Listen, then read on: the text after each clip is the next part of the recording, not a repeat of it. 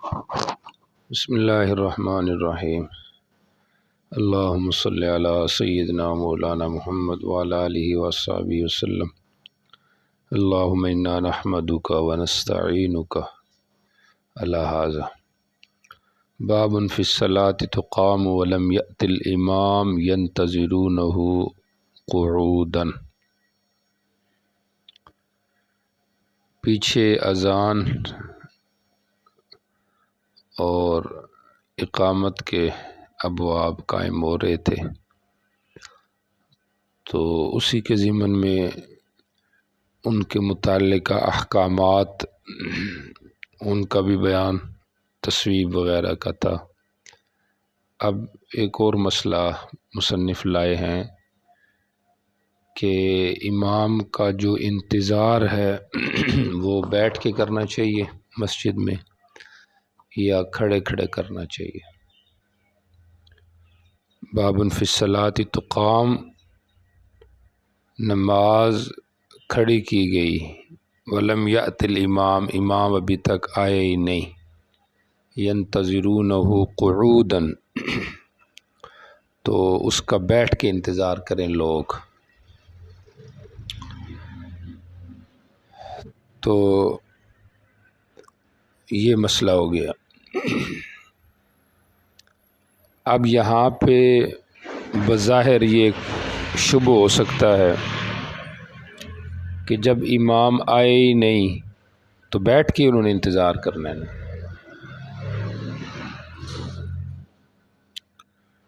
کیونکہ اقامت تو تب ہونی ہے جب امام آئے گا، اور امام آئے گا تو پھر ہی لوگ کھڑے ہوں گے۔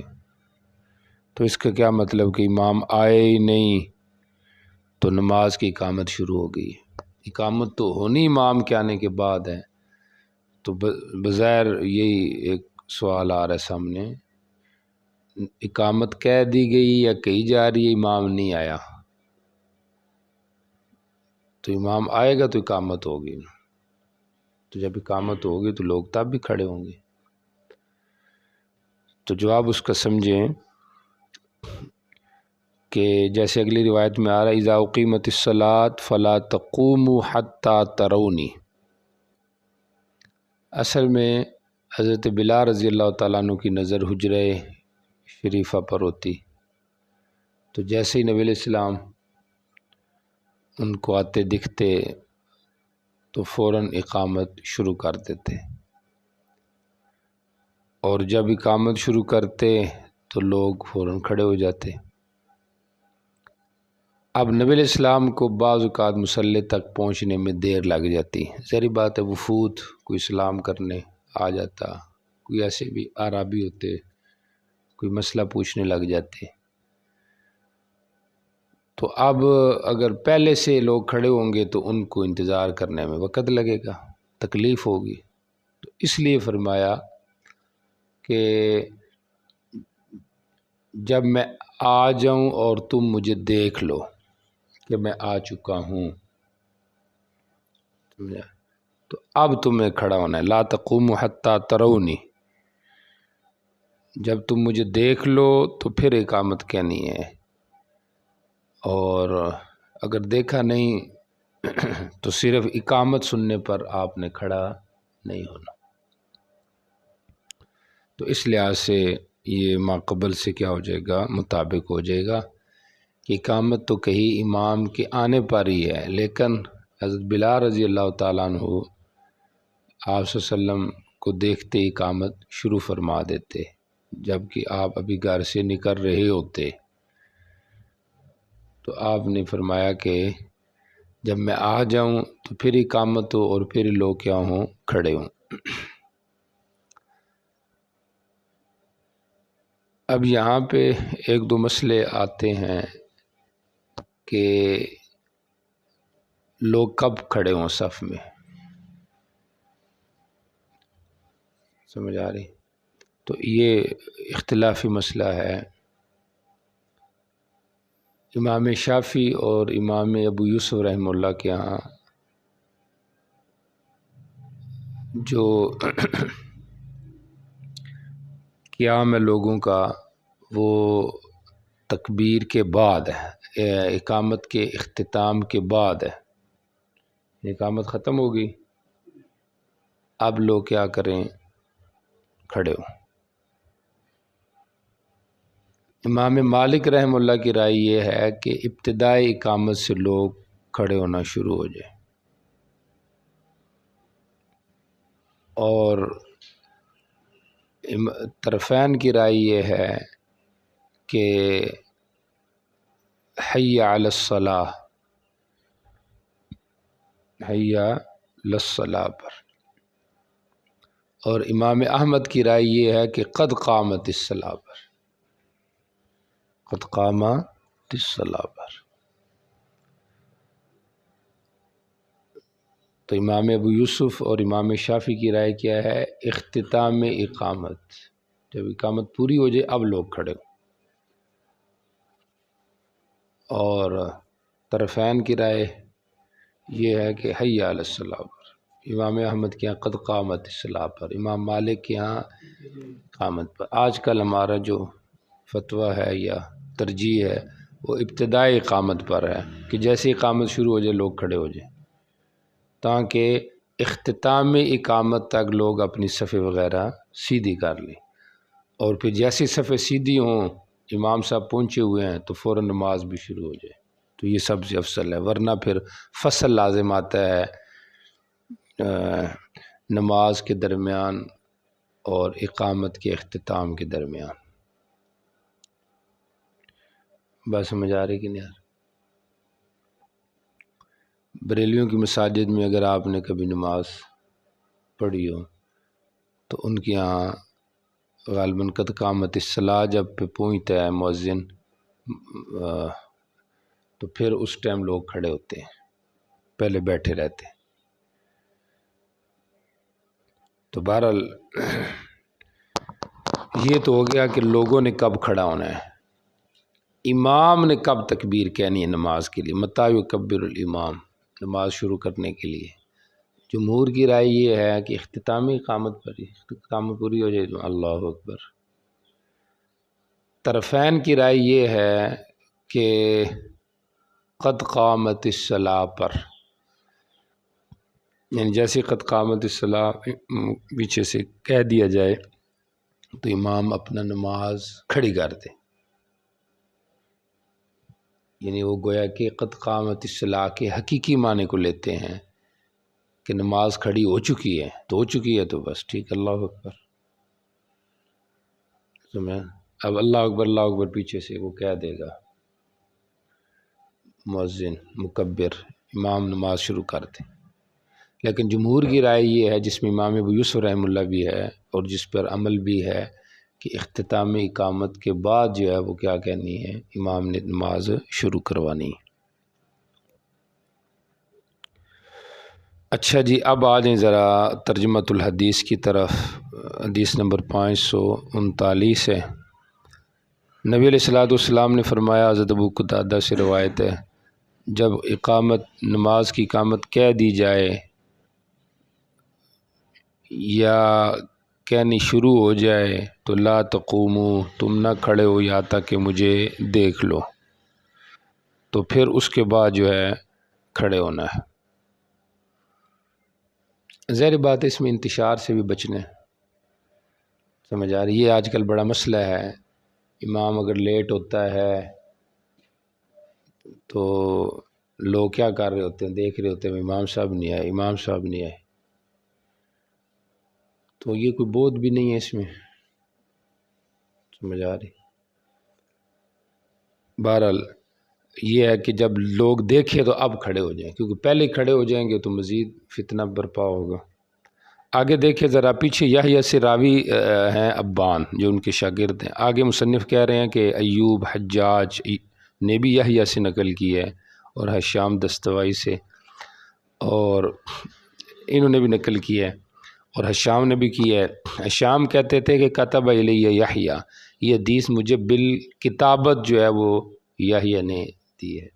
تو حدیث کی اجازت کا ایک طریقہ بالکتابہ بھی ہے کہ آپ کو کوئی شیخ جو ہے نا وہ اپنی مرویات کے بارے میں کوئی اجازت لکھ کر دے کتابتاً، سمجھ آ رہی؟ پھر کتابت بھی بعض اوقات بالمشافہ بھی ہوتی ہے، اور یہ اگرچہ کم ہوتی ہے، لیکن چونکہ بالمشافہ تو ویسے اجازت ہو گئی، زیادہ تر غائبان نہیں ہوتی ہے بالکتابہ۔ آگے بھی جو راوی یحییٰ سے نقل کر رہے ہیں، اس کے اندر انہوں نے الفاظ یہ نقل کیے ہیں کہ حتیٰ ترونی وعلیکم السکینہ، اور تم پر سکون لازم ہے۔ سمجھ آ رہی کہ نہیں آ رہی؟ امام لیٹ ہو جائے تو سکون اختیار کرو، یہ جو ہے نا پریشانی کی کیفیت اور تذبذب کی کیفیت نہیں پیدا کرنی چاہیے۔ سمجھ آ رہی کہ نہیں؟ پہلی بات تو یہ ہے کہ امام لیٹ ہو ہی نہیں، پہلا تو بات یہ ہے۔ لیکن اگر ہو جاتا انسان ہے، ظاہر بات امام کو پتہ ہے کہ اس کی ڈیوٹی کتنی سخت ہے، تو کم از کم لوگوں کو بتا بھی دینا چاہیے کہ بھئی 3 منٹ تک 4 منٹ تک آپ نے میرا انتظار کرنا ہے، اگر میں آؤں تو ٹھیک ہے، نہ آؤں تو سمجھو میں نہیں آ رہا۔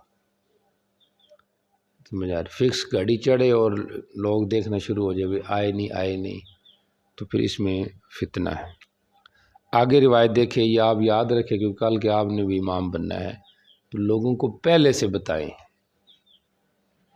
کہ جی میں انسان ہوں، لیٹ ہو سکتا ہوں، تو مہربانی 2 منٹ 3 منٹ تک، بلکہ جو مؤذن ہے اس کو خاص طور پہ، چونکہ زیادہ جو پیچھے مکبر ہے اس کی طرف سے مسئلہ بنتا ہے، اگر اس کو سکون ہوگا تو پھر مسئلہ نہیں بنے گا۔ پہلے اپنے مکبر کو سمجھائیں کہ 2-3 منٹ تک اگر میں نہیں آیا تو اس کے بعد پھر آگے پیچھے بھی دیکھنا ہے اور سمجھانا بھی ہے، یعنی کسی کو آگے کرنا ہے، تو انشاءاللہ پھر مسئلہ نہیں بنے گا۔ حتیٰ ترونی قد خرجت، تو میں نکل چکا ہوں۔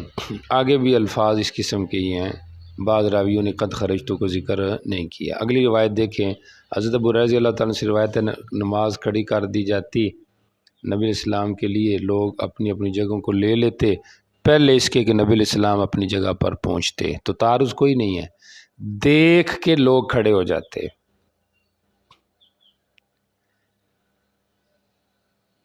اب آپ مصلی پہ ابھی نہیں پہنچتے تھے، پہلے آپ صفحے سیدھی کراتے، سمجھ آ رہی؟ کسی کا کوئی باہر نکلے اس کو سیدھ کرتے، پاؤں وغیرہ یہ سیدھے کراتے، تو اس کے بعد آپ اپنی جگہ پہ پہنچتے۔ تسویہ صفوف کا بھی بڑا اہتمام ہے، تو اس لیے اس کے بارے میں بھی لوگوں کو کہتے رہنا چاہیے بھی صف سیدھی کرے۔ اگلی روایت دیکھ کے میں نے ثابت بنانی سے سنا ایک آدمی کے متعلق یتکلم، کہ وہ بات کر رہا تھا نماز کی اقامت کے بعد، فحدثنی عن انس بن مالک، انہوں نے مجھے حضرت انس بن مالک سے روایت کی کہ اقیمت الصلاۃ، نماز کھڑی کرتی گئی، فعرض لرسول اللہ، نبی الاسلام کے سامنے ایک آدمی آیا، فحبسہ، اس نے اس کو روک دیا بعد نماز کی اقامت کہے جانے کے۔ بات سمجھ آ رہی ہے؟ تو یہ جو ہے گویا کہ فصل آ گیا ہے اقامت اور نماز کے درمیان، تو قلیل فصل میں تو ممانعت کوئی نہیں، اگر کثیر فصل ہو جائے تو پھر اقامت کا اعادہ ہے، اقامت کہہ دیجئے۔ اچھا جی، اگلی روایت دیکھیے، کہمس سے روایت ہے، ہم کھڑے ہوئے نماز کی طرف مینا میں، اللہم وفقنا، امام نکلے نہیں، فقعد بعضنا، ہمارے بعض آدمی بیٹھ گئے۔ ایک کوفی شیخ نے کہا ما یقعدک، کیوں بیٹھ گئے ہو، کس چیز نے بٹھایا آپ کو؟ میں نے کہا ابن بریدہ نے، کہ ابن بریدہ نے کہا ہاذا الصمود، کہ یہ سمود ہے، کھڑے کھڑے امام کا انتظار کرنا، سمجھ آ رہی؟ یہ الصمود ہے، تو اس لیے کھڑے ہو کے انتظار نہیں کرنا چاہیے بلکہ بیٹھ کے کرنا چاہیے۔ تو سمود کا معنی کھڑے ہو کے انتظار کرنا، سمجھ آ رہی؟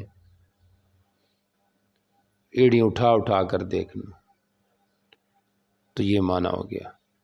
شیخ نے مجھے کہا، آگے اس نے اپنی سند سے ایک روایت بیان کی کہ مجھے حضرت برا سے یہ روایت پہنچی ہے کہ ہم کھڑے تھے صف علیہ السلام کے زمانے میں، لمبا پہلے اس کے کہ تکبیر کہی جاتی، قالا، تو نبی علیہ السلام نے فرمایا کہ قال، راوی کہتے ہیں حضرت برا، وقالا، کہ نبی علیہ السلام نے فرمایا کہ اللہ تعالیٰ اور اس کے فرشتے ان لوگوں پہ رحمت نازل کرتے ہیں جو صفوں کو ملاتے ہیں، کوئی قدم نہیں ہے جو محبوب اللہ کی طرف اس قدم سے جس کے ذریعے وہ چلتا ہے، یصل بہا صفن، کہ اس کے ذریعے سے وہ صف جوڑتا ہے.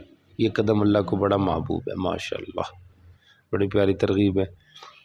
تو اب بظاہر تعارض کوئی نہیں ہے دونوں باتوں میں، کیونکہ امام آئے ہی نہیں تو کھڑا ہونا یہ سمود ہے، اور امام آ چکا ہے، اب بندہ کھڑا ہے، امام کسی وجہ سے اس نے نماز شروع نہیں کی تو یہ سمود بھی نہیں ہے، اور یہ کیا کہتے ہیں اس کو، مخالف سنت بھی نہیں ہے.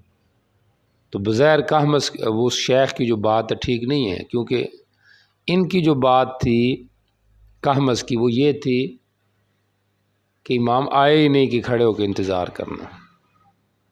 سمجھ آ رہی؟ امام آئے ہی نہیں اور اب کھڑے ہو کے کرنا. ابن بریدہ نے کہا آز سمود، اس نے والا دیا.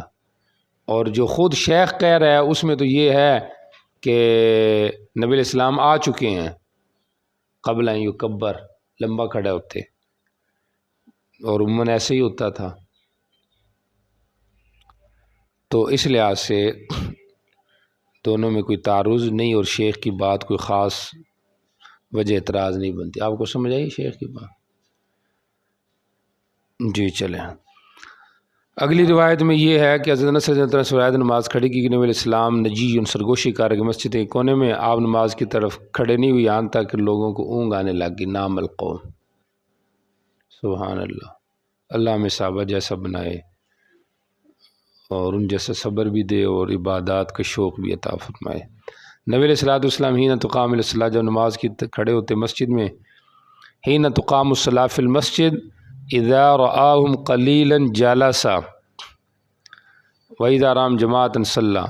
نبی علیہ السلام نماز حین تقام، جب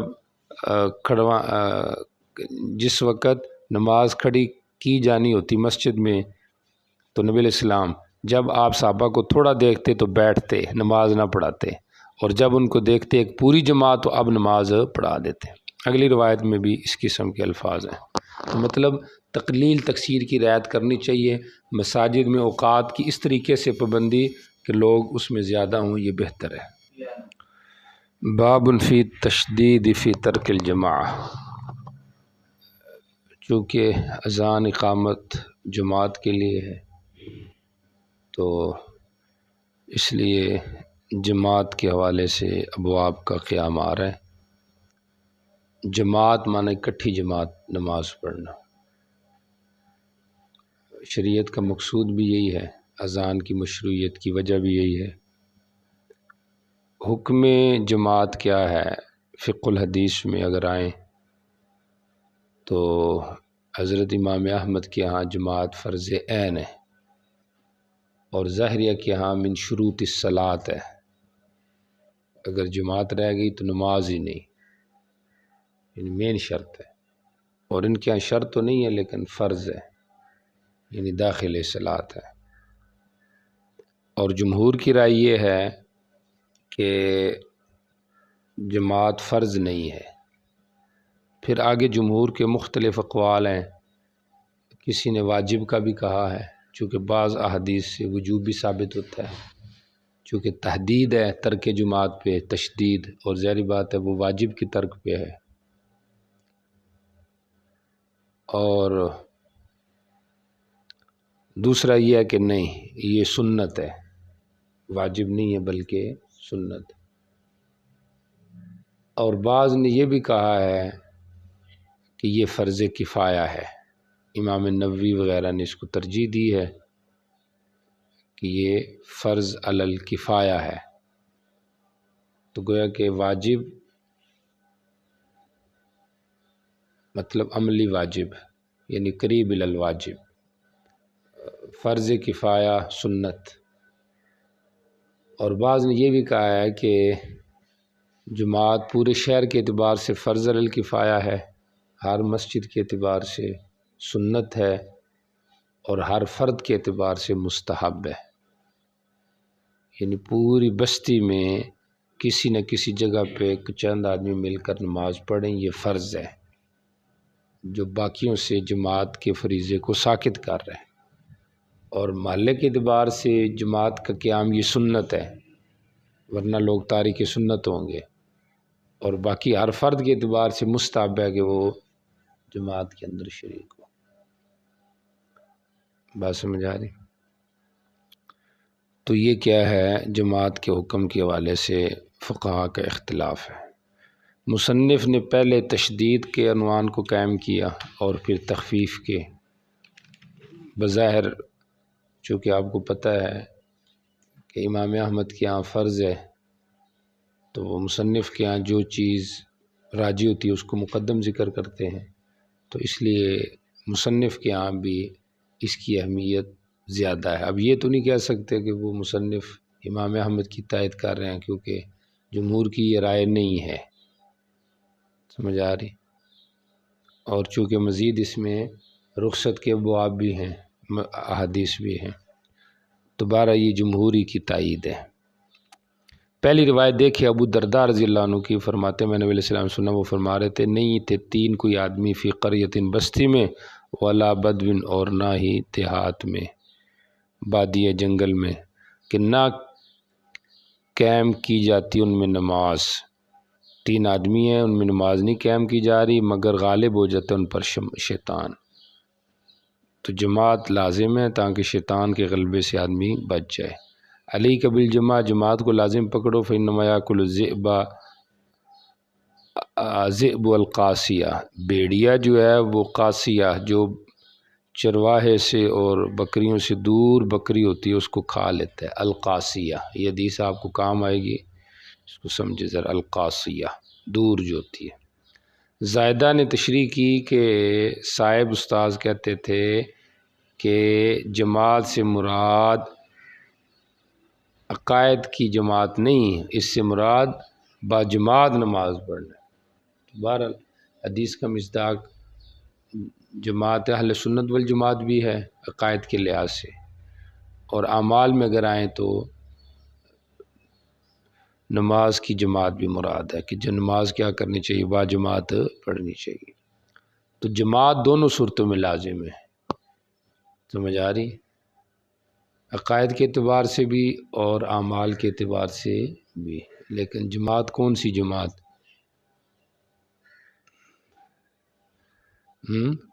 جماعت بھی تو کئی جماعتیں ہیں نا، اب ہر بندہ کہے گا کہ ہماری جماعت مراد ہے، تو اس سے یہ جو چھوٹی جماعتیں ہیں یہ مراد نہیں، سمجھ آ رہی؟ اور نہ ہی عام روایت کو اس پہ فٹ کرنا چاہیے۔ ہاں اس کا ایک مصداق ہے، لیکن یہ اس وقت مصداق ہوگا جب وہ چھوٹی جماعت بھی بڑی جماعت کے ساتھ منظم رہے، کیونکہ وہ سبب بن جائے گا بڑی جماعت تک پہنچنے کا، سمجھ آ رہی؟ بہرحال جماعت کے بغیر گزارا بھی نہیں ہے، جماعت سے مراد اہل سنت والجماعت، سمجھ آ رہی؟ اور موجودہ جو جماعتیں ہیں ان کے ساتھ بھی اگر دین کا کام کی نیت ہو اور افراد تفرید سے ہٹ کے بندہ چل سکتا ہو تو پھر چلنا چاہیے۔ اگر جماعت میں داخل ہو کہ افتراق ہونا ہے تو پھر اس جماعت میں نہیں داخل ہونا چاہیے، کوئی بھی جو جماعت، کیونکہ جماعت کا مقصد کیا ہے؟ اجتماعیت۔ جب آپ جماعت میں انٹر ہوتے ہیں اور مقصد افتراق ہے، سمجھ آ رہی کہ نہیں، تو پھر تو وہ جماعت نہ رہی۔ جیسے اجتماعات کا مقصد لوگوں کو اکٹھا کرنا ہے، جب وہ اجتماع افتراق کا ذریعہ بنے گا تو پھر تو وہ اجتماع نہ ہوا، پھر تو وہ افتراق ہو گیا۔ تو ان چیزوں کو سمجھنا بڑا ضروری ہے۔ اصل میں جو لا علم لوگ ہوتے ہیں جب وہ آگے آتے ہیں تو ان سے پھر مسائل پیدا ہوتے ہیں، ان سے پیدا ہوتے ہیں، اور عالم جب ضدی ہوتا ہے اس سے مسئلہ پیدا ہوتا ہے، سمجھ آ رہی؟ اللہ تعالیٰ حفاظت کرے۔ ہم تو دونوں کیٹیگریوں میں نہیں ہیں، سمجھ آ رہی؟ تو یہ لازمی ضروری ہے، نہ کہ مطلب ہم تو عالم بھی بن جائیں تو بڑی بات ہے، تو اس کا خیال رکھنا بہت ضروری چیز ہے۔ جی اگلی روایت دیکھیں، حضرت ابو ہریرہ رضی اللہ تعالیٰ عنہ کی، نبی اسلام نے فرمایا میں نے ارادہ کیا کہ میں نماز کا حکم دوں، بس وہ کھڑی کی جائے، پھر میں ایک آدمی کو حکم دوں وہ لوگوں کو نماز پڑھائے، پھر وہ جائیں میرے ساتھ جائیں، پھر میں لے جاؤں، یا بلکہ جائیں میرے ساتھ چند مرد کہ ان کے پاس لکڑیاں بھی ہوں اور گٹھے لکڑیوں کے قوم کی طرف انطالقو، پھر میں لے جاؤں اپنے ساتھ چند مردوں کو جن کے پاس گٹھیوں بھی ہوں، لکڑیوں کی ایک قوم کی طرف جو نماز میں نہیں آئی، میں ان کے گھروں کو آگ لگا دوں۔ تو جماعت کی بڑی تاکید ثابت ہو رہی ہے۔ اس پہ کچھ لوگوں نے کہا کہ نہیں، تاکید نہیں ثابت ہوتی کیونکہ آپ گئے نہیں، ارادہ ظاہر کیا، لیکن ظاہری بات ہے نبی کا ارادہ بھی تو غلط چیز پہ تو نہیں ہو سکتا۔ کسی نے کہا جب آپ جاتے تو جماعت تو پھر بھی رہ جاتی، لیکن پھر بھی نہ رہتی، کیوں؟ آپ کسی کو تو مقرر کر کے جاتے، اور ویسے بھی یہ تکمیل جماعت کے لیے تھا اور تکمیل شریعت کے لیے تھا، اور یہ پھر ترک عذر کے بنا پہ تھا، اور لوگوں نے جو گھروں میں پڑھی ہے وہ بلا عذر کے پڑھی ہے۔ بڑی اہمیت ثابت ہو رہی ہے جماعت کی نماز ٹھیک ہو جائے، اللہ کرے، یہ بڑا عمل ہے اور اس میں بڑی غفلت ہے ہماری۔ ایک عالم کی یا ایک عام آدمی کی نماز جماعت کی ٹھیک ہو جائے نہ، سمجھو وہ کامیاب ہے۔ اگلی روایت دیکھیں، نبی صلی اللہ علیہ وسلم نے فرمایا میں نے ارادہ کیا حکم دوں فتیتی اپنی ایک جماعت کو، سمجھ آ رہی؟ تو چند بندے اپنے ساتھ جوڑنے چاہیے جو آپ ضرورت کے وقت کام آئے، لیکن نیرا یہی نہیں کہ ان سے کام ہی نکالنا ہے، ان کی اصلاح بھی کرنی ہے، سمجھ آ رہی؟ تاکہ یہ نہ ہو کہ وہ تتر بتر ہو جائے۔ تو اتنی محنت کہ چند آدمی آپ کے ساتھ جڑ جائیں، سمجھ آ رہی؟ آپ ان پر محنت کریں تو یہ بڑی اچھی بات ہے۔ وہ میری لکڑی جمع کریں اور گٹھے، پھر وہ آئیں قوم کو وہ نماز پڑھے اپنے گھروں میں، جن کو کوئی بیماری نہیں ہے میں ان پر ان کے گھر جلا دوں۔ میں نے یزید بن اسم سے کہا ابو جمعہ انا آپ نے مراد لی ہے اس کے علاوہ کوئی نماز؟ تو انہوں نے کہا سمتا اذنایا، میرے کان بہرے ہو جائیں اگر میں نے ابو ہریرہ سے نہیں سنا جس کو وہ نبی علیہ السلام سے نقل کر رہے تھے، یعنی میں نے بات ابو ہریرہ سے سنی ہے، میں وہی نقل کر رہا ہوں ورنہ میرے کان ہی بہرے ہو جائیں۔ انہوں نے جمعہ غیر جمعہ کا نہیں بیان کیا، مقصد یہ ہے کہ یہ عام نمازوں کو بھی حکم شامل ہے۔ حضرت عبداللہ بن مسعود رضی اللہ تعالیٰ عنہ نے سے روایت ہے، فرماتے ہیں حافظوا علی ہؤلاء الصلوات الخمس، ان 5 نمازوں کی حفاظت کرو، حیث ینادی بہن، جب ان کی اذان دی جائے، کیونکہ یہ سنن ادا میں سے ہے۔ سنن زوائد جو ہے جو عادات کے قبیلے سے ہوں، اور ہدا وہ ہے جو عبادات کے قبیلے سے ہوں۔ اللہ تعالیٰ نے اپنے نبی کے لیے سنن ہدا کو مشروع کیا ہے۔ وَلَقَدْ رَأَيْتُنَا، ہم اپنے آپ کو ہم نے دیکھا، ہم سے نہیں پیچھے رہتا تھا جماعت سے مگر منافق، بین النفاق، جو واضح منافق ہوتا ہے، اور ہم اپنے آپ کو دیکھتے تھے وَإِنَّ الرَّجُلَ لَيُحَادَّى، کہ آدمی کو 2 آدمیوں کے درمیان چلایا جاتا ہے یہاں تک کہ وہ نماز میں صف میں کھڑا کیا جاتا ہے، اور نہیں ہے تم میں سے کوئی ایک مگر اس کے لیے ایک مسجد ہے گھر میں۔ اگر تم گھروں میں نماز پڑھو گے، اپنی مسجدوں کو چھوڑ دو گے، پھر تو نبی کی سنت کو چھوڑ دو گے، نبی کی سنت چھوڑ دو گے تو کافر ہو جاؤ گے۔ جیسے صوفیاء کہتے ہیں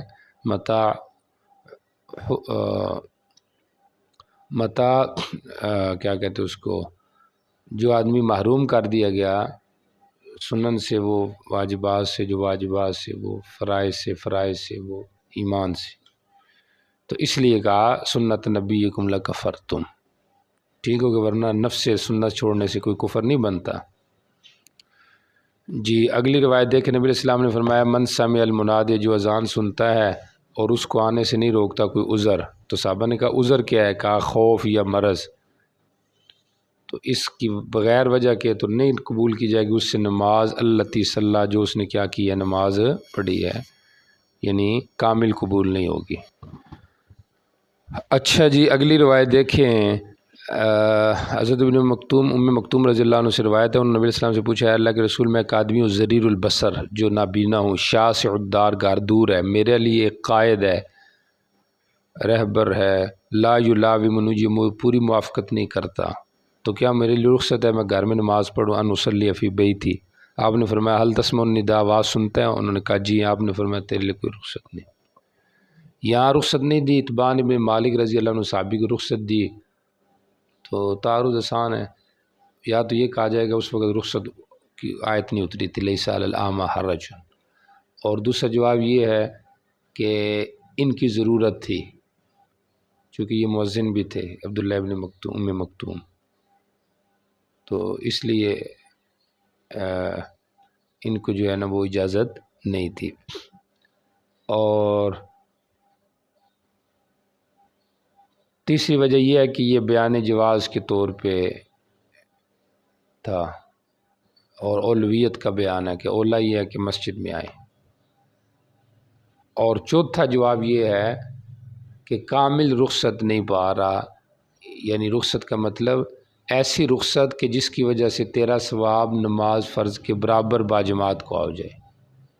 یہ نفس رخصت تو ہے، لیکن وہ رخصت نہیں ہے کہ تو گھر میں پڑھے تو یہ سمجھے کہ مجھے باجماعت نماز کا ثواب مل گیا کیونکہ میں معذور تھا، اس طرح نہیں۔ اگلی روایت دیکھیں، حضرت ابن ام مکتوم کی روایت رضی اللہ عنہ، اے اللہ کے رسول مدینہ کثیر الحوام، اس میں حشرات الارض اور درندے بہت زیادہ ہیں۔ حوام حامہ کی جمع ہے، حشرات الارض پہ پر بچھو سام وغیرہ۔ نبی علیہ السلام نے فرمایا حی علی الصلاۃ الفلاح، سنتا ہے؟ انہوں نے کہا ہاں، فحی حلن، تو اس وقت پھر تو آ۔ سمجھ آ رہی؟ تو اس باب میں جماعت کی فضیلت اور اہمیت کا کیا ہے